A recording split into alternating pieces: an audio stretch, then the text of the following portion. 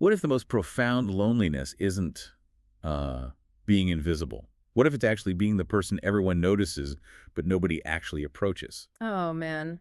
It's such a heavy inversion of how we normally think about isolation, isn't it? Right, because we're so conditioned to believe that pain comes from being the wallflower, from, a sheer lack of attention. Exactly. But being a magnet that somehow freezes people in their tracks before they ever make contact, I mean, that carries its own unique, deeply alienating weight. It really does.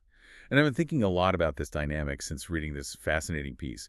It's called The Mirror Problem. Oh, yes. Such a good piece. Yeah, because it puts a name to a very specific kind of isolation that, quite honestly, almost never gets talked about out loud. So our mission for this deep dive today is to completely unpack this invisible relational dynamic. Yes. We really need to understand why having high visibility can actually feel like a trap. Exactly. And eventually we'll explore the radical power of demanding explicit communication. But to set the stage for you listening right now, I want you to imagine something. Okay. Imagine standing in a room full of mirrors, but they all face inward, directly toward you. Wow.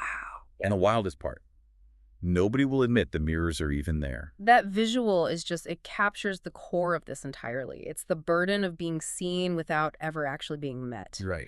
And to understand why being highly visible is so isolating, we have to look at the mechanics of the people creating that isolation. The admirers. Exactly, the ones who look but never speak. Yeah. Because the text points out that this isn't just ordinary shyness, it's described as a full-blown relational paralysis. Okay, let's unpack this, because distinguishing between normal shyness and relational paralysis changes everything here. Right, they are very different. Because ordinary shyness is just a hesitation. Yeah. Right.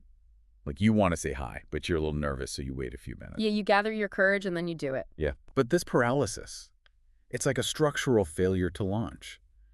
The admirer's presence activates something inside them that is simply too large for them to process. Or to metabolize alone. Right, and if we connect this to the bigger picture of human psychology, keeping a feeling entirely in a private space serves as this massive protective mechanism for the admirer. A protective mechanism, how so? Well, think about it. If I just admire you from afar, I don't have to risk rejection. Oh, true. I don't have to face the vulnerability of bringing my desire into a shared objective space. But by doing that, the admirer turns their crush into this solitary project of self-preparation. A project? Wow. Yeah, they convince themselves they are just waiting until they feel totally invincible, or until the quote-unquote perfect moment arises before they make a move. It's this idea of waiting for an internal emotional majority. Oh, I like that phrase. Yeah, it's like a politician waiting to have enough votes before calling an election. Except the election is literally just saying, I like you, to a coworker. That is spot on. And you see this play out in real life all the time. Someone will stare at a draft text message for 3 weeks. Yes. Or they build an entire mental narrative about how a relationship with someone would go. Right, but they never actually initiate a real conversation. And meanwhile, the object of their desire, the actual living, breathing person, is completely left in the dark. Completely. They are never consulted. They are just held in the admirer's inner world as an aspirational figure. A private altar. A private altar, exactly. And while the admirer thinks they are keeping this intense fixation a harmless secret, the reality of human interaction is much messier than that. Because that suppressed energy doesn't just evaporate, does it? No, not at all. It creates a massive invisible social weight in the room. They think their private altar is private, but the suppression itself leaks out in their behavior. And if you are the person standing on that pedestal, you absorb every single ounce of it. You really do. Especially if you are highly perceptive. The source text brings up this double bind, which I found fascinating. It's the double bind of being highly sensitive while simultaneously being placed in an involuntary spotlight. Yeah, and that spotlight could be physical attraction, sure, but it could just as easily be intellectual or spiritual magnetism. Right, you didn't ask for it. You didn't ask for it at all, but your presence just naturally generates these intense, unspoken responses in other people. Yeah. And the toll this takes, it isn't just mental. Yeah. It's somatic, meaning you physically feel it in your body long before your logical brain catches up. Yes. Your stomach drops, your shoulders tense up, your nervous system just goes into overdrive. Exactly. You feel the slight hesitations in the conversation. You pick up on that excess casual energy. Oh man, the excess casual energy. You know exactly what that is when someone is trying way too hard to act like they don't care. Oh, absolutely. They become overly performative. Yeah, and you feel the unsaid subtext hanging heavy in the air. Because at the end of the day, the human brain is a pattern recognition machine. It fundamentally craves resolution. Right. So when you pick up on all these micro expressions, the lingering eye contact that gets broken a little too quickly, the shifts in tone, the sudden awkwardness, your brain is desperately trying to close the loop. It wants to categorize the interaction. Exactly. Ah. Because none of this is ever confirmed out loud by the admirer, the loop never closes. It just turns into ambient static. Ambient static. Here's where it gets really interesting to me. That ambient static is so exhausting. It is draining. It's like being cast as the lead in a play, but you're the only person who wasn't given the script. Oh, that's a great analogy. But say, you walk onto the stage, and you can tell by everyone's body language that the scene is entirely about you.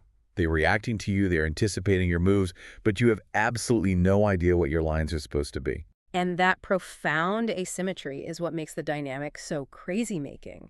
Everyone around you is involved in a deeply emotional, fraught relationship with you, but you were never actually invited to participate. You're essentially a ghost in your own life's narrative. You are. And trying to communicate directly with someone who is doing this, it feels like trying to talk through glass. Yes. You can see their mouth moving, you can see the emotion on their face, but the actual substance of what they're feeling is completely blocked from reaching you because they refuse to name it. Well, they can't name it, because to admit it out loud would mean stepping out of their safe, private preparation zone. Right. They'd have to face you as an equal, messy human being. Which is terrifying for them. And this is where the dynamic moves from being merely an annoying social quirk into something much darker. Yeah, the text argues that this ambient static actually strips away the receiver's humanity. It does. People's conceptions and high expectations of you begin to literally substitute for you. Which brings up a really heavy concept from the source. The idea of the primordial mirror. Yes, the archetypal dimension of this. Right, because this isn't just putting someone on a pedestal. It's like treating them as a completely blank canvas where you paint your own desires. Yeah, and when we talk about the primordial mother archetype here, we aren't talking about a nurturing parent figure. No, it's different. In mythological terms, this archetype represents the ultimate substrate, the ground upon which everything else is built. It holds all potential, but has no distinct features of its own. So it's just raw, reflective surface. Exactly. When people project their unspoken crushes and ideals onto a highly visible person, they are treating that person like this primordial ground. They look at her, and they just see their own unmet longing, or their own unhealed wounds, No. or their own aspirations reflected right back at them. Yep, so they see exactly what they want to see, and the actual person is hollowed out. Hollowed out. She is held to this impossible standard of perpetual composure and grace, which, by the way, totally erases her actual feelings. If she's confused by the weird energy, or frustrated by the lack of directness, or just wants someone to give her a straight answer, the admirer subconsciously ignores it. Because acknowledging her messy reality would ruin the fantasy of the flawless mirror. And this raises an important point about idealization itself. We often think of idealizing someone as a compliment. Like, we say things like, oh, they just think the world of you. But the author categorizes this erasure as a specific kind of violence, committed entirely without malice. Right. Idealization is actually a form of objectification. It is. It might be a natural human impulse to project our deepest longings onto a powerful figure, but on a relational level, it leaves the real person utterly unseen. The mirror has a body, a voice, and needs of her own. Denying that personhood is violent, even if the admirer is smiling while they do it. Exactly. But let me push back here for a second. So what does this all mean for the admirer's intentions? Calling it violence, even without malice, feels incredibly intense. It's a strong word, definitely. Almost accusatory, especially for someone who essentially just has a crush on you and is too nervous to say it. Yeah. How do we reconcile that heavy word with the fact that these admirers usually mean absolutely no harm? They're just scared. It's a crucial tension to navigate, and we have to separate intent from impact here. Okay. The admirer intends no harm. In fact, they probably tell themselves they're being highly respectful by not intruding on your space. Right. I don't want to bother her. Right. But the impact of replacing a complex, messy, living human being with a two-dimensional fantasy is a psychological violence. Because it denies the subject their right to set the terms of their own reality. Yes. It forces them to navigate a funhouse of unstated expectations, You can't have a mutual relationship with a mirror. You really can't. The impact is the erasure of the actual person. Yeah. But if we take that a step further, if the person at the center of this is highly sensitive and extremely self-aware. Which they usually are. Right. So if they know they are being treated as this blank canvas, why can't they just snap out of it? Why not just confront the admirer and fix the dynamic? Because extreme self-awareness is both a gift and a trap in this scenario. A trap. Yeah, knowing exactly what is happening doesn't magically release you from the dynamic. It just makes you acutely, agonizingly aware of your own awkwardness within it. Oh, that sounds awful. It is. There is a fundamental structural mismatch at play. For the receiver, proper communication and mutual consent aren't just polite suggestions or nice-to-haves. They're structural requirements for connection. Yes. It's exactly like someone trying to hand you foreign currency that hasn't been converted. Oh, I love that. They're trying to give you all this emotional energy, the longing stares, the weirdly intense favors, but because it hasn't been spoken out loud, your system literally cannot accept it as valid tender. Right. It doesn't process. And it's even worse than them handing it to you. It's like they were just leaving the foreign currency on a table between you and staring at it. Staring and waiting for you to do something with it, and taking that foreign currency off the table, meaning acting on the unspoken energy without demanding they say it out loud, means you're accepting a transaction that was never formally offered. Right. The psychological conflict here is the immense tension between your intuitive knowing and your need for explicit reality testing. You know what the admirer is feeling. Your body is screaming it at you. Exactly. But because they refuse to name it, you can't respond to it without looking completely unhinged. Yeah. All those half gestures and sustained glances, they simply do not count. They don't. And if you reach out and take it without them offering it out loud, you're bypassing your own boundaries. You'd be enabling the exact mirror dynamic that is isolating you. Precisely.